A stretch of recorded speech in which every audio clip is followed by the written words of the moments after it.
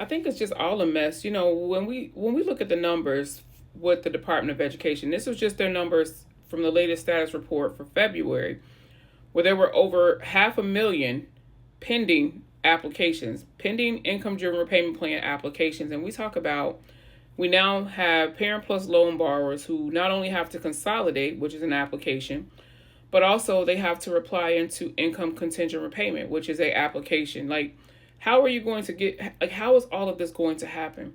Then we have the announcement that Save Plan borrowers, there's a timeline that's been issued down for them to enroll into an income driven repayment plan.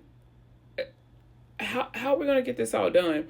And what's the most concerning is that, just like for yourself, you have a child that is still in school.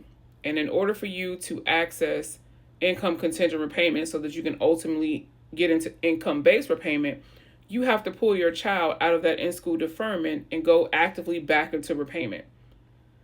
And I'm just like, we have people who are going to make permanent decisions, things that you can't undo, based off of this that's happening right now.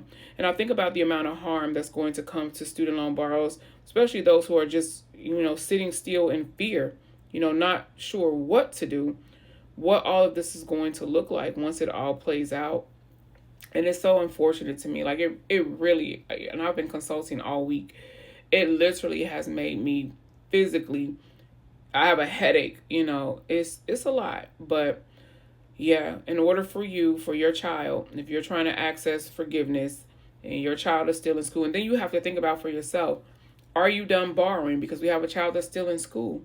Because if you take on any additional Parent Plus loans after the 1st of July, 2026, even if you consolidate prior to that, you would not qualify for income driven repayment. So you can do all of this. If you take out a single loan for your child after the 1st of July, that means that consolidation loan that you completed, it doesn't even mean anything anymore, because you no longer will qualify to make your payment under that remaining plan, that income-based repayment. So it's just a lot.